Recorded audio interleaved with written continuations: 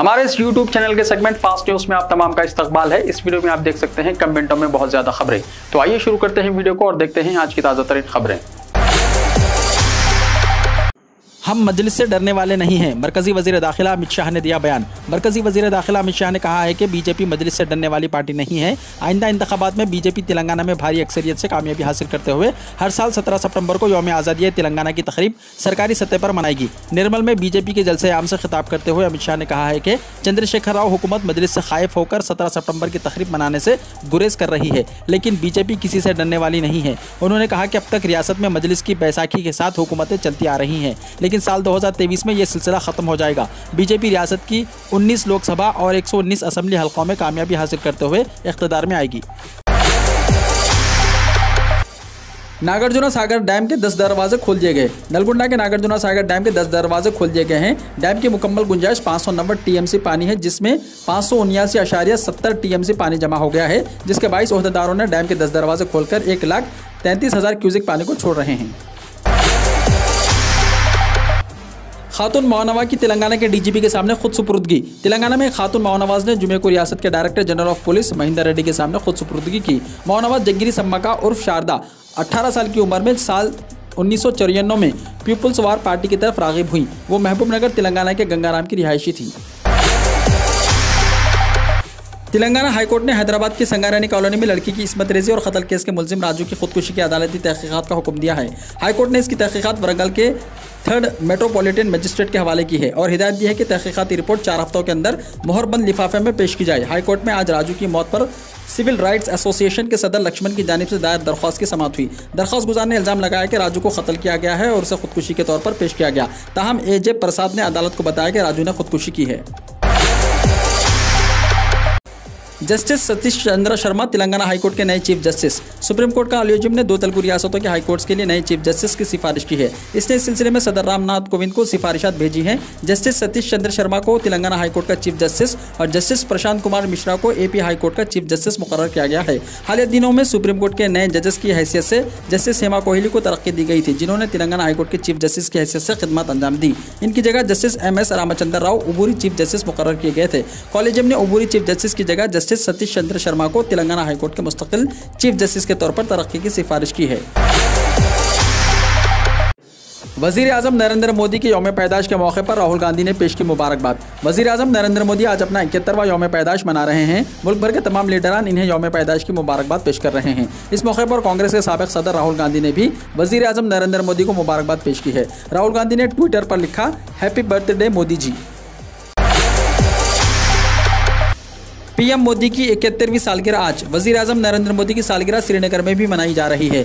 BJP office में PM Modi का यौम पैदाश मनाया गया। बर्थडे प्रोग्राम में बीजेपी लीडरान मौजूद रहे। आज वजीर आजम नरेंद्र मोदी की 71वीं सालगिरह है। इस मौके पर बीजेपी आज से अगले 20 दिनों के लिए खिदमत और लगन मुहिम चलाएगी। दूसरी तरफ यूथ कांग्रेस एहतजाज के तौर पर यौम बेरोजगारी मनाएगी। जराये के मुताबिक पीएम मोदी की सालगिरह के मौके पर हुकूमत की जानिब से 2 करोड़ लोगों को पोलियो के खतरे पिलाने का हदफ भी मुकर्रर किया गया है। पीएम मोदी की अवामी खिदमत की 2 दहाइयां 7 अक्टूबर को मुकम्मल हो रही हैं। नरेंद्र मोदी ने 7 अक्टूबर 2001 को पहली बार गुजरात के चीफ मिनिस्टर के तौर पर हलफ लिया था। इसके बाद से पीएम मोदी मुसलसल आईनी ओहदे पर कायम हैं। वजीर आजम नरेंद्र मोदी आज अपनी सालगिरह मना रहे हैं। आज पीएम मोदी 71 साल के हो गए हैं। पीएम मोदी 17 सितंबर 1950 को वडनगर गुजरात में पैदा हुए थे। मोदी 2001 से 2014 तक गुजरात के चीफ मिनिस्टर रहे और गुज़िश्ता 7 साल से वजीर आजम हैं। आज पीएम मोदी को उनकी सालगिरह पर मुख्तलिफ तरीक़ों से मुबारकबाद दी जा रही है।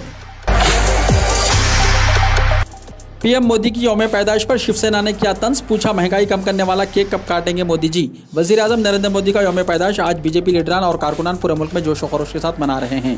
पूरे मुल्क में कोरोना टीकाकारी मुहिम भी जारी है और इस ताल्लुक से आज एक रिकॉर्ड भी कायम होता हुआ नजर आ रहा है। लेकिन इस दरमियान शिवसेना ने पीएम मोदी पर तंज का तीर चलाया है। एक वक्त एनडीए में शामिल रहने वाली शिवसेना के कौमी तर्जुमान संजय रावत ने वजीर आजम नरेंद्र मोदी को 71वीं सालगिरह की मुबारकबाद पेश करने के साथ ये भी कहा कि हम देख रहे हैं कि पीएम मोदी मुल्क में महंगाई कम करने वाला केक कब काटेंगे।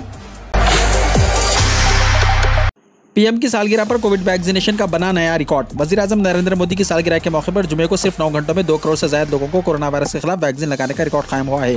वैक्सीनेशन अभी जारी है, यानी ये एदाद-ओ-शुमार मजीद ऊपर जाएंगे। इससे पहले दोपहर 1:30 बजे तक 1 करोड़ से ज्यादा खुराकें दी जा चुकी थी। वैक्सीनेशन प्रोग्राम की रफ्तार का अंदाजा इस बात से लगाया जा सकता है कि हर सेकंड में 527 से ज्यादा खुराकें दी जा रही हैं। हर घंटे 19 लाख से ज्यादा खुराकें दी जा रही हैं। वालिदैन को परेशान करने वाले बेटे और इसकी बीवी पर बम्बई हाईकोर्ट हुआ बरहम, फ्लैट खाली करने का दिया हुक्म। बम्बई हाईकोर्ट ने एक शख्स और उसकी बीवी को अपने बुजुर्ग वालिदैन का घर 1 महीने के अंदर खाली करने का हुक्म दिया। ये शख्स वालिदैन को परेशान करता था और उनका घर खाली करने से इनकार कर रहा था। जस्टिस JS कुलकर्णी की सिंगल बेंच ने इस हफ्ते ये फैसला सुनाया। अदालत ने आशीष दलाल नामी शख्स और उनके कुंबे को अपने बुजुर्ग वालिदैन का फ्लैट खाली करने का हुक्म सुनाया है। अदालत ने पाया कि 90 साल वालिद और 89 ईयर्स वालदा का इकलौता बेटा और इसकी वालदा उन्हें परेशान कर रहे थे। ये फ्लैट बुजुर्ग जोड़े की मिल्कियत है। दलाल को फ्लैट खाली करने की हिदायत देते हुए हाईकोर्ट ने इस बात पर अफसोस का इजहार किया कि वालिदैन को अपने हुकूक की बाजियाबी के लिए अपने ही बेटों की जानिब इस्तेहसाल से खुद को बचाने के लिए अदालतों का दरवाज़ा खटखटाना पड़ता है। अदालत ने कहा कि एक ऐसा मामला है जहाँ बुजुर्ग वालिदैन अपने इकलौते बेटे के हाथों परेशान हैं और ऐसा लगता है कि इस कहावत में कुछ सच्चाई है कि बेटियां सदा के लिए हैं और बेटे तभी तक के लिए जब तक उनकी शादी नहीं हो जाती। मगरबी और मशरक़ी उत्तर प्रदेश को लेकर महकमे मौसमियात ने जारी किया रेड अलर्ट। हिंदुस्तानी महकमे मौसमियात ने जुमे को कौमी दारुल हुकूमत और इससे मुल्हिका इलाकों के आबरालूद आसमान की पेशनगोई की है। इसके अलावा महकमे ने मगरबी और मशरक़ी उत्तर प्रदेश के लिए रेड अलर्ट भी जारी किया है। आज सुबह दिल्ली के कई इलाकों में हल्की से दरमियानी बारिश रिकॉर्ड की गई। कौमी दारुल हुकूमत में कम से कम दर्जे हरारत 23.6 डिग्री सेंटीग्रेड और सुबह 8:30 बजे निस्बतन नमी 85% रिकॉर्ड की गई है। मुंबई में ज़ेर तामीर फ्लाईओवर गिरने से 14 अफराद हुए जख्मी। मुंबई के BKC इलाके में ज़ेर तामीर फ्लाईओवर जुमे की सुबह गिरने से 14 अफराद जख्मी हुए। यह वाक़या सुबह 4:40 के करीब बांद्रा कुर्ला कॉम्प्लेक्स में पेश आया। जख्मियों को फौरी तौर पर VN देसाई अस्पताल ले जाया गया और इस वक्त वो तमाम मुस्तहकम है। जैसा कि बुरहान मुंबई म्यूनसिपल कॉरपोरेशन के डिजास्टर कंट्रोल सेल ने कहा कि मजीद रेस्क्यू ऑपरेशन जारी है। Deputy commissioner of police Manjunath Singh ने तस्दीक की है कि कोई जानी नुकसान नहीं हुआ है और तमाम लापता अफराद को बरामद कर लिया गया है। पुलिस एहलकारों और फायर ब्रिगेड डिपार्टमेंट की जानिब से इमदादी कार्रवाइयाँ जारी हैं। जब पार्लियामेंट बहरी और गूंगी हो जाती है तो सड़क की आवाज़ें सुनाई देती हैं। राकेश टिकैत ने दिया बयान। राकेश टिकैत ने कहा कि जब पार्लियामेंट बहरे और गूंगे हो जाते हैं तो सड़क की आवाज़ सुनाई देती है। उन्होंने ये बात 3 ज़राई क़वानीन के हवाले से तकरीबन 1 साल से जारी किसानों की तहरीक के तनाजुर में कही।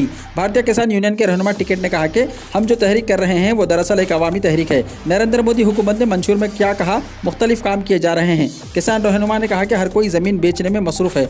मंशूर में उसका जिक्र नहीं था। भारत पेट्रोलियम को बेचना है, BSNL को फ़रोख्त करना, हिंदुस्तानी रेलवे में चादरें और कंबल नहीं दिए जा रहे हैं बल्कि स्टेशन का नाम देकर किराया बढ़ाया जा रहा है। मुल्क के लाखों नौजवान दिल्ली की तरफ देख रहे हैं जिनसे मुलाजिमतों का वादा किया गया था।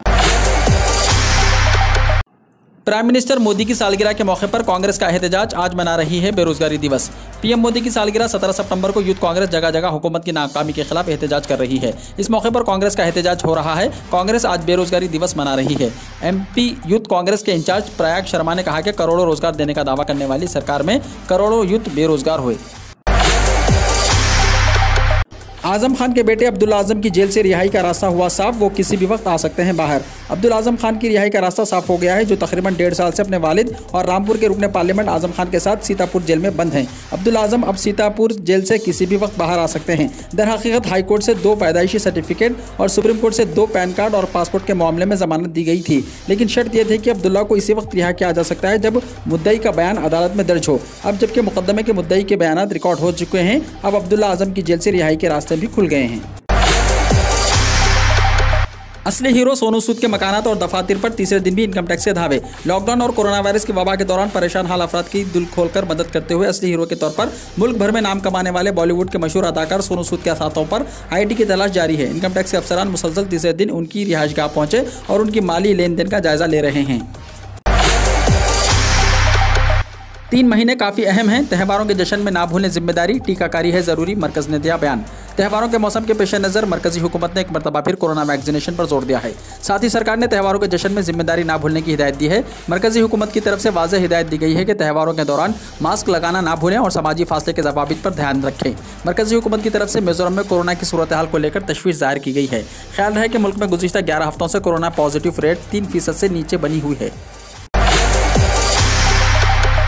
कोरोना की तीसरी लहर का खौफ, वज़ीर आज़म ने सूरत हाल का लिया जायज़ा। कुछ रियासतों में कोरोना इन्फेक्शन मामलों की तशवीशनाक सूरत हाल और कोरोना की तीसरी लहर की आमद के खौफ के दरमियान वज़ीर आज़म नरेंद्र मोदी ने आज एक आला सतही मीटिंग में सूरत हाल का लिया जायज़ा और रियासतों से कहा कि वो इससे निपटने के लिए कसीरुल जहती हिकमत अमली पर तवज्जो दें। इस दौरान वज़ीर आज़म नरेंद्र मोदी ने मुल्क में सेहत की बुनियादी ढांचे की सहूलियात और तैयारियों, तिब्बी ऑक्सीजन की दस्तियाबी और वैक्सीन की पैदावार, फराहमी और तकसीम पर खुसूसी तौर पर तबादला ख्याल किया। मीटिंग में बुनियादी तौर पर इन रियासतों के बारे में बातचीत की गई जिनमें कोरोना इन्फेक्शन जैसे महाराष्ट्र और केरला में ज्यादा मामले हैं। वज़ीर-ए-आज़म को पूरे मुल्क की हर जिले के ताल्लुक से सूरत हाल और वहाँ की जाने वाली तहकीकात और दीगर इक़दामात के बारे में ब्रीफिंग दी गई। मिस्टर मोदी ने वायरस की नई अक़साम को ट्रैक करने के लिए जीनोम स्कैनिंग की ज़रूरत पर जोर दिया। रियासतों से कहा गया कि वो वायरस के नए वेरिएंट के बारे में डेटा मुताल्लिक़ एजेंसियों और इदारों के साथ शेयर करें।